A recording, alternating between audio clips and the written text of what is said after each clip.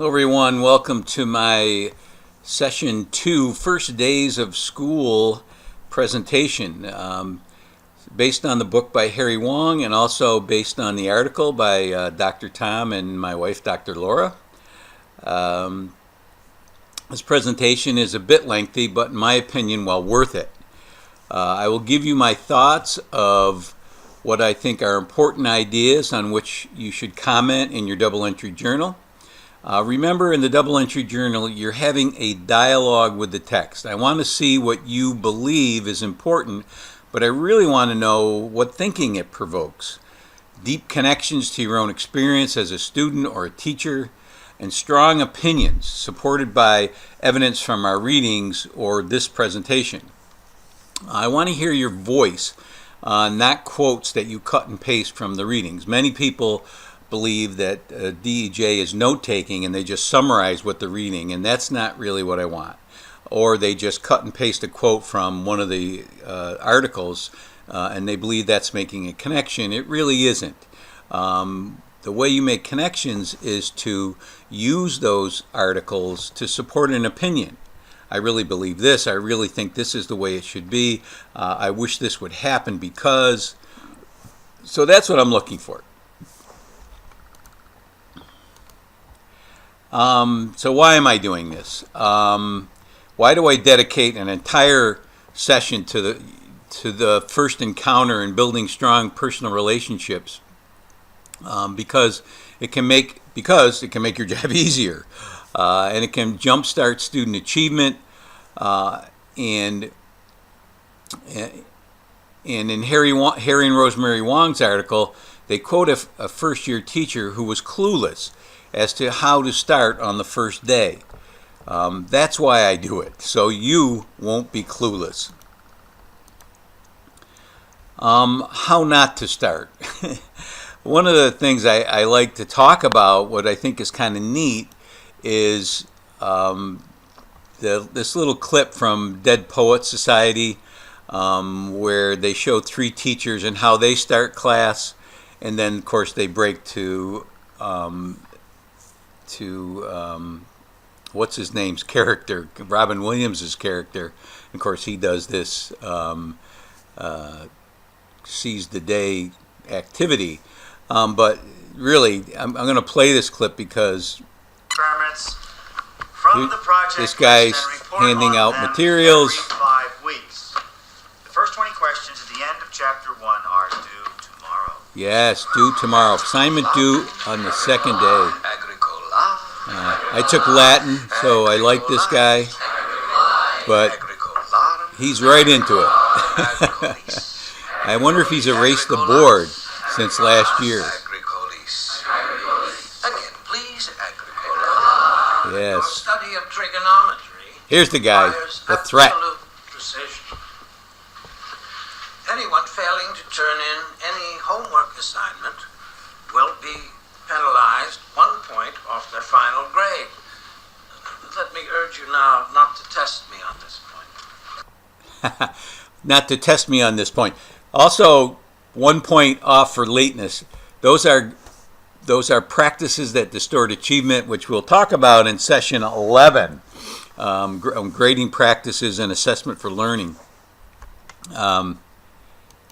So that's how not to start, but you should start by getting to know your kids before they come.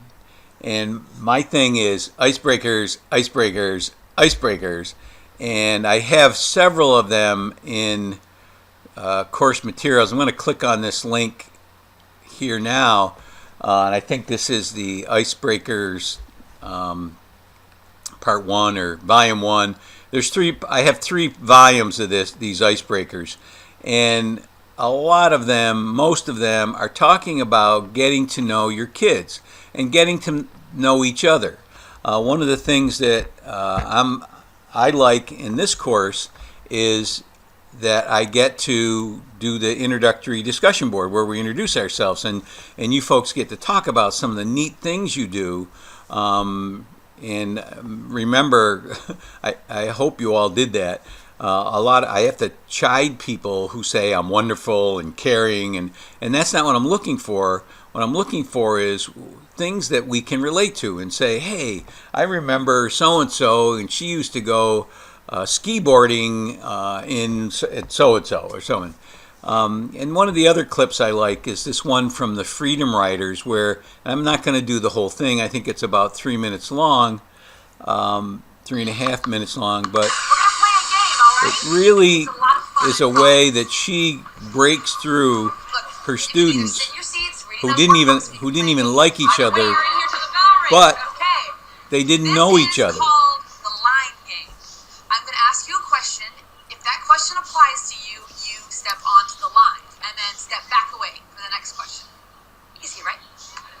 So there are icebreakers like this in course materials if you just go through them.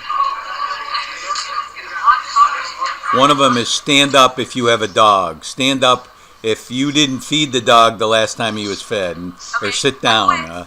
So neat stuff.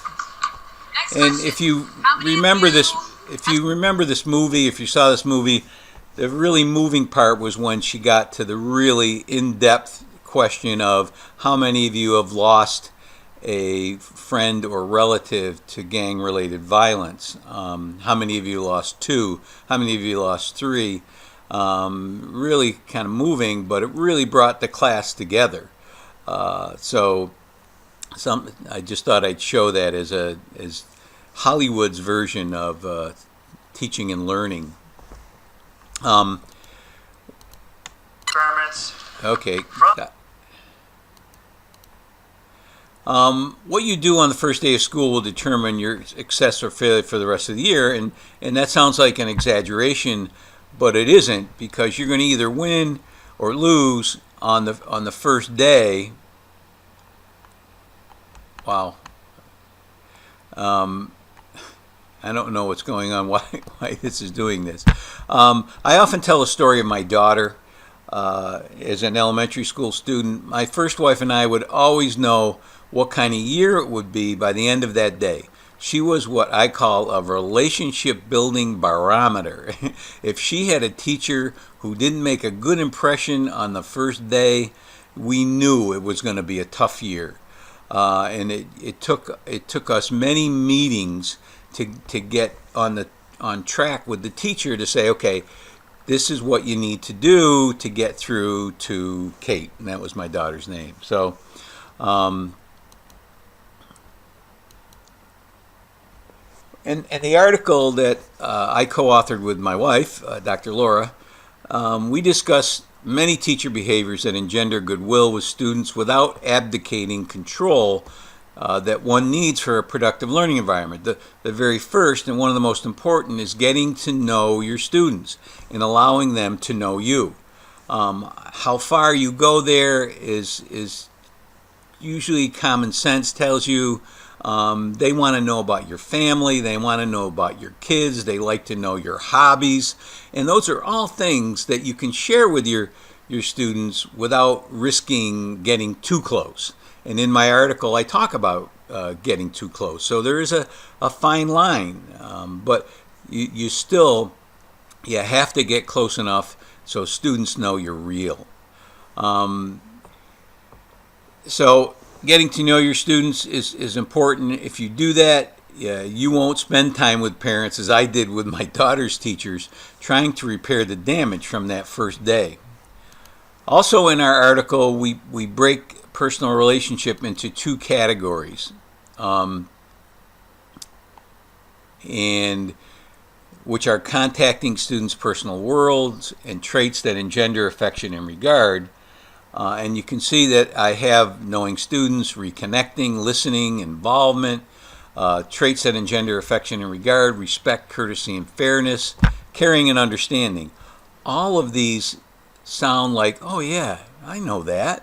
Those things are normal, or they're common sense. Yeah, they may be common sense, but as a high school administrator, worked in 3 different high schools, it wasn't common practice, and unfortunately. And one of the things that, when it comes to, say, respect or courtesy, fairness, don't say, I just want them to meet me halfway. That sends a red flag to me that you don't want to meet them halfway. You want them to meet you all the way. And the thing is, you have to meet them all the way. You have to show them respect, whether they're great kids or whether they're troubled kids or struggling kids. And if they mess up, you got to reconnect with them over something positive. It's called, and you'll hear me mention the ego a lot in this course, it's called leaving your ego at the schoolhouse door. Whenever you hear that voice that says that little so-and-so, he's going to get a 0, like that's what he deserves, that's your ego talking. So you need to have ego awareness and know when that voice is talking to you. Harry Wong provides a sample of what should go into a teacher's binder. Most of it has to do with planning, and planning ahead of time in classroom management. So, as it says here, plan, and Harry talks about over-planning. Good school districts have teacher induction programs, which start from the very first day of school, and beginning with your not actually beginning with your initial interview, which is during the summer if you're interviewing for starting in September. Teacher education will not have prepared you for the first day or the first year of school, unless of course you've taken my methods course. Student teaching will not have prepared you for it, unless you have taken practicum with Dr. Tom. When do you ever start student teaching on the first day of school? My daughter, who was student teaching in a high school in the Bronx, started on the first day of school because my wife and I told her, you get in there on the first day of school, so you see exactly what goes on and what needs to be done to get ready for that first day. The district may have not prepared you. That's almost guaranteed. I know we had a mentor program at Rhinebeck High School when I was the principal, and the union really sabotaged it. They didn't care what. I had a French teacher that I had to have mentor a chemistry teacher, which to me was ludicrous. And I had volunteers volunteer science teachers that wanted to do it, but based on the contract, I had to give it to a French teacher. So the best laid mentor programs don't always work out. So one of the things here, as I mentioned, is effective teachers manage their classrooms, and ineffective teachers use discipline, shouting, yelling, point systems, things of that. Although point systems aren't always bad, when you do it as a form of discipline, it is. Okay, I'm going to take this red mark and put it down here if you don't stop. So it's a way of threatening kids rather than being an effective classroom management tool. So good classroom management is being proactive. So having a plan is important to your survival. And it's important that you understand the difference between management and discipline. What are the characteristics of a well-managed classroom? Well, you can read them here. Students are deeply involved with the work, so their work is engaging. So if you're having students doing worksheets, if you have students doing math lessons, just doing procedural work, just doing fluency work, then you're going to get students that are not engaged. Students know what is expected of them, and they're generally successful. There's relatively little wasted time or confusion or disruption. So transitions are smooth. There are routines for handing papers out, etc., etc.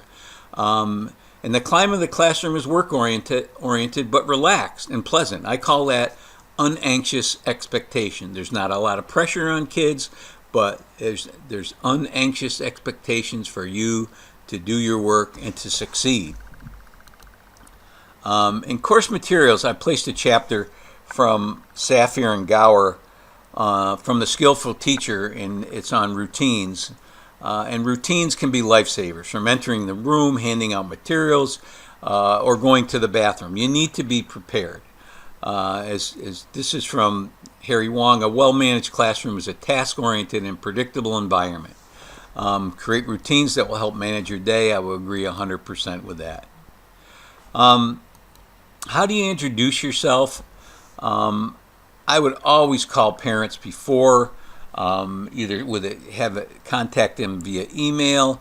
I would recommend calling them before. That way parents are much more apt to talk to you because they don't know you yet. Your son hasn't had any their son or daughter hasn't had any negative encounters, and you can get some good information from them. You can get some what are their interests, what do they like to do, what are some things, and that's getting your classroom, your community and cultural assets ahead of time, so you have them, and you can put this in your lesson plan. I made phone calls to parents ahead of time to find out what students liked, and to find out what management strategies they used that worked well. One of the things I always recommend to teachers is stand at your classroom door before class starts with a smile and a ready handshake and a welcome. How was your day? Nice to see you. And one of the things is that you need to do is you need to teach your students how to enter the room. And I have this video here from Nick Romagnola,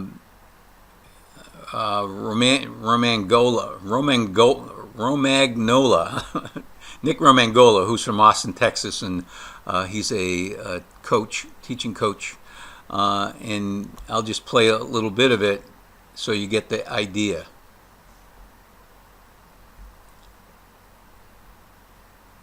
This is from the Teaching Channel.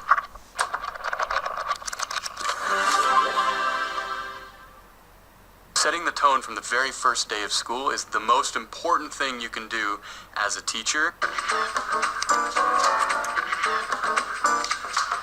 first thing that everyone needs to understand is that you are in charge of your classroom. The very best teachers, when you walk into their classroom, it seems like the kids are totally in charge. They're doing everything they want to do all the time. That's been set up by the teacher from the very first day of school. Okay, can I have your attention, please? You have to set the tone before any child ever walks into your classroom. Welcome to the first day of Algebra 1. When you walk into the room, you need to do so quietly and without talking. I'll say that one more time. Quietly and without talking. So when a kid walks into your classroom, they have to know what you expect, what you need them to do, and they need to be able to do it. Your expectations are what you allow them to do. Not what you say, but what you allow them to do. So if you say, walk into the classroom quietly, and they walk into the classroom and they're quietly talking to each other, that's what you expect them to do. So don't go back later on and think, man, I wish they came in the classroom without talking at all. You didn't expect that of them from the very first day of school. If I see someone talking, even a whisper, even a giggle, we're going to stop, we're going to come back out, and we're going to practice it and try it again. I'm telling them from the start, and then and that's important. And there's another slide that talks about rehearsing. And if there are behaviors that you expect students to have, you better darn well be teaching them how to do it. How to go from their seats to the rug, how to enter the classroom, how to sit down. And he said, without talking. And that's without talking, without any noise. So if they don't do it right, you bring them back out in the hall, and we all do it again. And it'll be fun for a while, but after like he talks about one class, he had to do it about 15 times the first day. But it's 100% compliance. And if you don't get that, I walk into classrooms, kindergarten, preschool, and I see when I walked into Success Academy classes, I saw 30 kids sitting on the rug tracking the teachers. I walked into Poughkeepsie High School preschool, kindergarten classes. I see kids looking around, stretching, moving, squirming. So if you don't expect 100% compliance, you're not going to get it. And that's what it takes to get kids to behave and to act and to do the things you want them to do. Here's the number one problem in classroom. It's not discipline. It's a lack of procedures and routines. And as I mentioned, I've put a chapter from The Skillful Teacher into the course materials for this session. This is a slide about the difference between discipline versus procedures. And again, a lot of people say, oh, that's common sense, but no, it's not. Discipline concerns how students behave. Procedures concern how things are done. Discipline is penalties and rewards. Procedures have no penalties or rewards. It's just the way things are done. Teaching classroom behaviors. Most behavior problems in the classroom are caused because teachers don't teach students how to follow procedures. You have to explain, rehearse, reinforce, and problems tend to occur during transitions. And I love this. This is Doug Lemov, who wrote the book Teach Like a Champion, and he has many videos. If you Google Doug Lemov videos, you'll see many of his videos.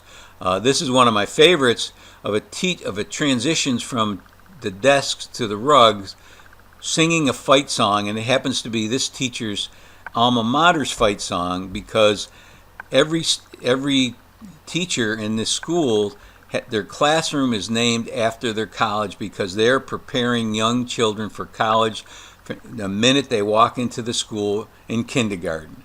They're thinking college. You will go to college. So here, just take a look at this.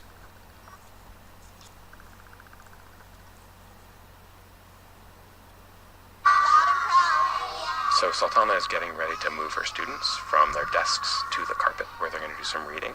They're going to start by singing the Indiana fight song, except they've adapted the lyrics to reflect their own classroom values. And it's really inspirational to me because it shows how great teachers mix structure and joy in the same classroom. I like the way she's also has hand signals. The kids are they'll be clapping. Yeah, I like that. And then you're going to see them move in a very orderly way, and they have another song for that. They sing the whole transition. And clap. You can see that their mood is actually getting cheerier as they sing.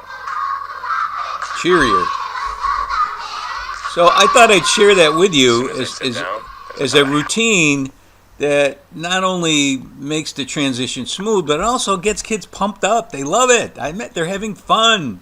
So I just thought I'd share that with you because I like that.